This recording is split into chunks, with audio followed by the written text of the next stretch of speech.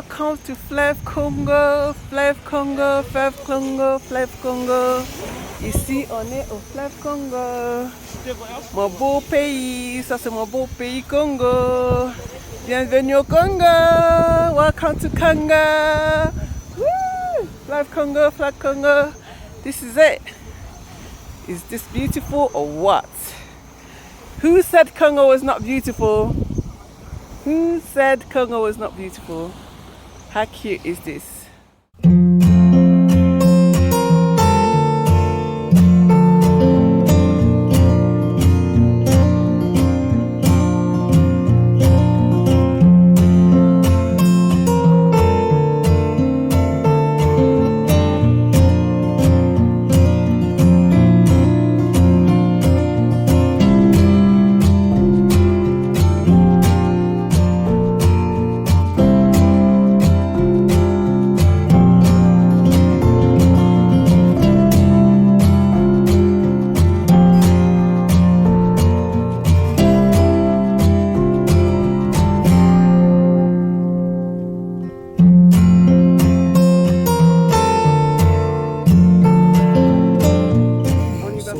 C'est pour bien capacité intellectuelle. Vraiment. Alors, et je vais vous narrer le tout. Ok. Je débite.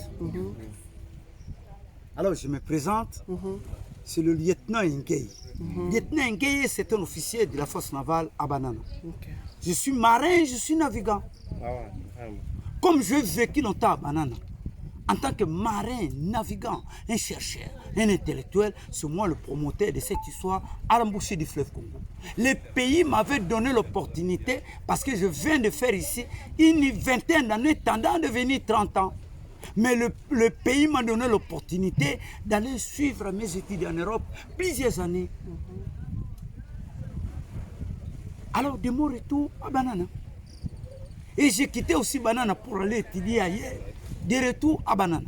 Et comme j'ai vécu longtemps ce coin, c'est moi le promoteur de cette histoire à l'embouchure du fleuve Congo, au pays. Ok. Alors, nous sommes ici à la pointe de Banana. C'est ça la pointe de Banana. Le milieu ici. C'est notre pointe de Banana. Banana a la forme d'un presqu'île. Le presqu'île, c'est quoi? Le péninsule, c'est quoi? C'est une partie de la terre qui est un peu avancée vers les eaux. C'est ça le presqu'île de Banana. Et nous sommes ici à la pointe.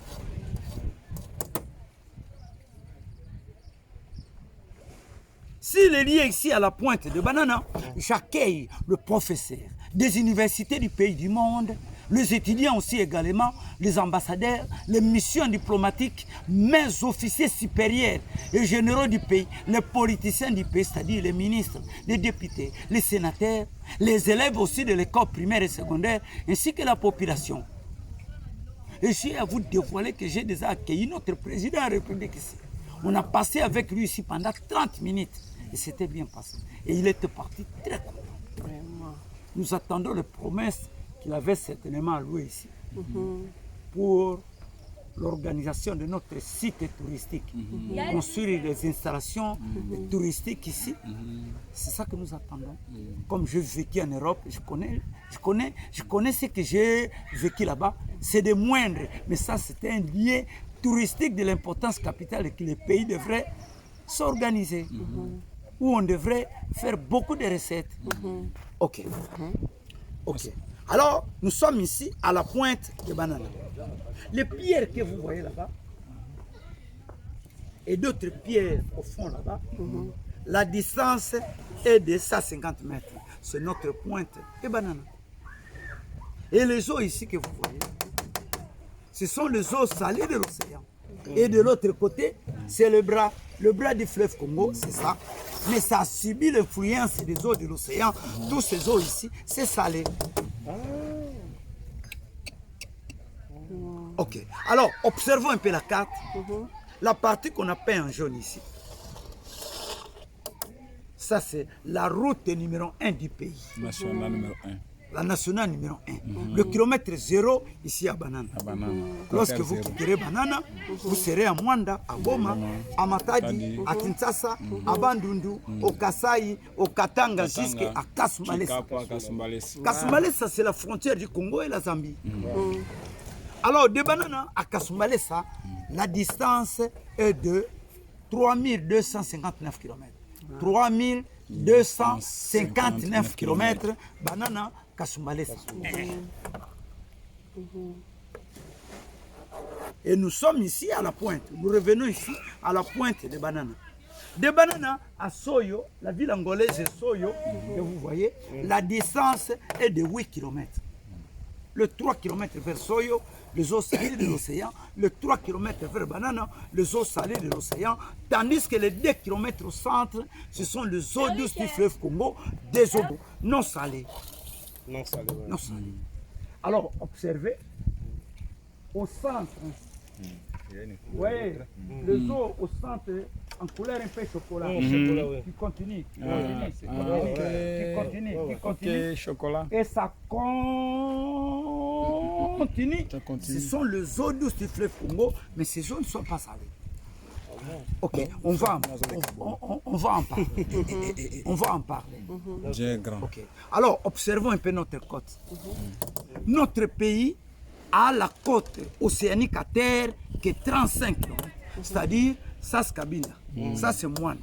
La frontière entre Kabinda et Mwanda, c'est Tchende. C'est Tchende.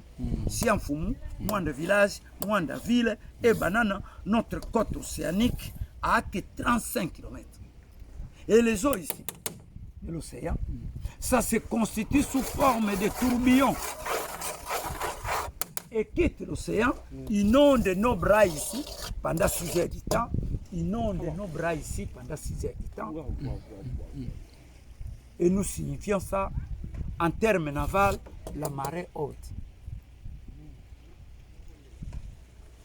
Et les 6 heures du temps plus tard, les mêmes eaux qui étaient rendues dans nos bras, quitteraient nos bras pour regagner l'océan, ça c'est la marée basse. Vous voyez, nous sommes à la marée basse, à la marée haute. C'est là où vous voyez les orties. Maintenant, la marée basse, où nous observons une plage à au moins 30 mètres de la côte. Alors, chaque jour, pareillement. La marée haute, 6 heures du temps, la marée basse, 6 heures du temps. Et durant toute une journée, nous avons 4 fois le mouvement de ces eaux. La marée haute, 6 heures. La marée basse, 6 heures, 12 heures. La marée haute, 6 heures, 18 heures. La marée basse, 6 heures, 24 heures. Ça dit 6 heures, 12 heures, 18 heures, 24 heures. 4 fois le mouvement de ces eaux. Et dans la même circonstance, il y a aussi un décalage.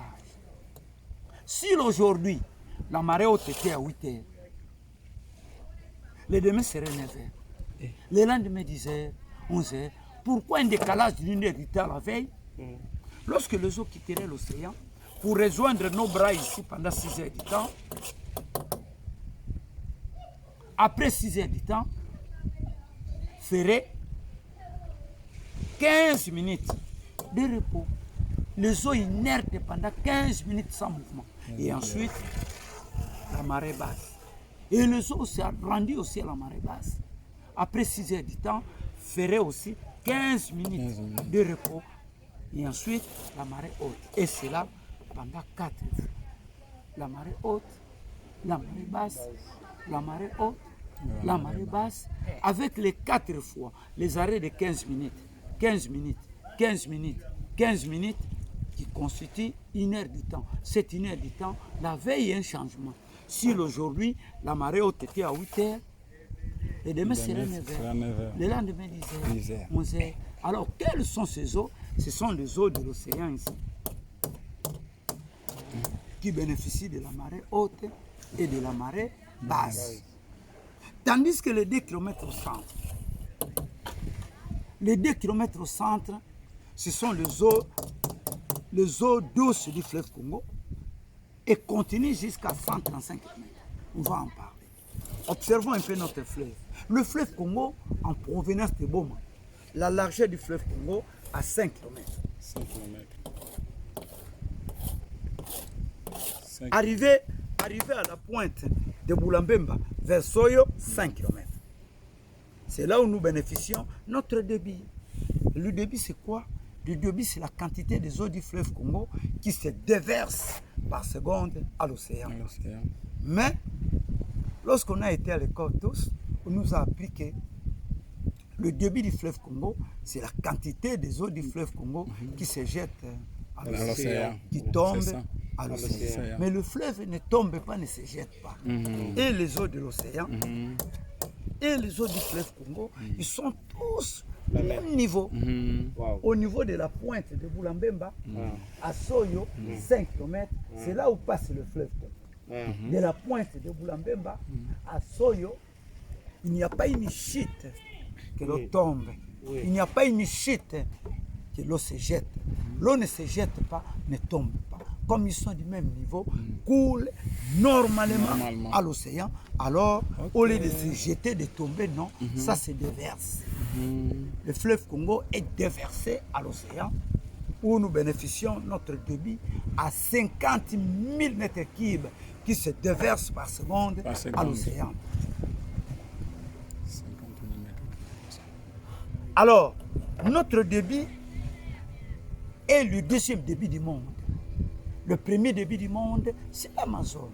L'Amazone du Brésil déverse à l'océan Atlantique 80 000 mètres cubes par seconde pendant la saison de pluie. Et pendant lorsqu'on cherche, l'Amazonie revient à 40 000 mètres cubes par seconde. Tandis que notre débit, à 50 000 mètres cubes par seconde, notre débit est invariable. Notre débit ne change pas. Notre débit est constant. Pourquoi? Parce que le fleuve Congo a deux saisons. Au niveau de Bandaka, jusqu'à l'est. S'ils sont pendant la saison de pluie, au niveau de Bandundu, Kinshasa et Congo central, nous serons pendant la saison cherche. Et lorsque à l'est, ils seront pendant la saison cherche, de l'autre côté, nous serons aussi pendant la saison de pluie. Suite à cette circonstance que notre débit est resté constant à 50 000 mètres cubes qui se déversent par seconde à l'océan. Okay. Et le pourquoi de ces 2 km? Le fleuve Congo, en provenance de Boma, la largeur à 5 km. Voulait aussi aller à l'océan à 5 km. Mais les eaux de l'océan désiraient à ce que le fleuve Congo puisse engloutir toutes ces eaux ici. Devient les eaux salées. Et qu'est-ce que le fleuve Congo avait fait? Comme il a été empêché d'aller en 5, rétrécit maintenant les 5, dans le 2, regroupe tous ces eaux ici. Introduit maintenant dans les 2 km comme une entonnoir. À partir d'ici, le fleuve Congo coule violemment à l'océan. Et l'océan se sent incapable d'empêcher, créer une brèche là, que le fleuve Congo continue jusqu'à 135 km. Le 135 km ici, au large des Pointes Noires. Au large des Pointes Noires. Coule comme ça, jusqu'au large des Pointes Noires. C'est-à-dire, ça c'est pour nous, Sianfoumou, Kabinda, Pointes Noires. Jusqu'au large des Pointes Noires. Et de passer 135 km, le fleuve Congo est fatigué, l'océan l'engloutit et devient les eaux salées. Alors pour terminer la géographie, la largeur du fleuve Congo, 5 km. Le prolongement ici, 135 km. La largeur, 2 km et la profondeur de ces milieux au centre, à 1000 ou 1500 mètres de la profondeur. 1500 mètres de la profondeur. De part et d'autre, 200 mètres. 200 mètres. Mais au centre, 1500 mètres. Pourquoi? La concentration de 5 dans le 2 et la violence de déplacement de ces eaux à l'océan, en dessous, récupère une partie de la terre ici, amène ça à l'océan, et ça a creusé un fossé sous-marin à 1000 ou 1500 mètres de la profondeur. Bon. On a terminé la géographie. Vraiment. Bon, qu'est-ce que vous voulez? Vous pourrez aussi entamer l'histoire? Oui, seulement Vraiment, merci beaucoup, papa. pour la Pointe de Boulambemba à Soyo, 5 5 km. km. Cette partie ici, c'est notre zone de l'embouchure du fleuve Congo, où Diego Ka avait découvert ça en 1482 au 15e siècle. 1482. Au 15e siècle. 15e siècle. Nous avons aussi quelque chose d'importance capitale à vous signifier. La situation du monde. Mais fils que ça. Boulambemba. Les arbres que vous voyez là-bas, c'est Boulambemba. À l'époque coloniale, fit le camp militaire. À l'époque de Mobutu, fit la prison. Mobutu avait incarcéré quelques autorités politiciennes du pays en prison à Boulambemba. Tels que Papa Kinzenga, Tshisekedi, Kamitatu, Bomboko, Lumumba, Tchombe, Ramazani Polo et autres. Mais ils étaient au moins une trentaine de politiciens en prison à Boulambemba. Actuellement, la prison n'est plus, le camp militaire n'est plus. Nous n'habitons plus ici, nous sommes ici à Bana. Mais quelques pêcheurs viennent ici pour besoin de la pêche. Ok, on va en parler. Alors, donc, les arbres que vous voyez là-bas, c'est donc. Le pays, le contour de ces kilos est de 10 km. Le pays va draguer ces kilos ici, va enlever ces kilos ici. J'étais ça hier, c'est ici où le pays va construire notre port en eau profonde. Le port en eau profonde serait des bananes, Oyach, La Saucire, Inkat, Bakuyanga, Kitona village. C'est là où serait notre port en eau profonde des bananes. En bas. On pourrait ajouter un fisc un petit, de l'importance capitale. Oui. Okay. Non, non. Alors, ça c'est Sianfou. Mwanda village, Mwanda ville, Mwanda cité, Banana, La Saucire, Îlot de Tompo, île de Boulambemba, vers Boma, Îlot de Katou, de Funkilembe, de Kimwabi central, village Kimwabi, village Malela, village Katal. Cette partie de la terre ici, le pays va hériter, a hérité ça, notre parc marais de mangrove, contrôlé par l'ICCN. L'ICCN, c'est l'Institut congolais de conservation de la nature. Alors, comme ça devient le parc marais de mangrove, ça y est maintenant à la disposition de l'UNESCO. Tous les parcs du monde appartiennent à l'UNESCO. C'est géré maintenant par l'UNESCO. Mais les arbres, vous voyez là-bas, nous les appelons les mangroves. C'est un terme vulgaire. Mais le nom scientifique de ces arbres s'appelle le palitivier. Le palitivier ou le mangrove, ce sont des arbres rares au monde. On n'en trouve que dans le climat tropical et équatorien.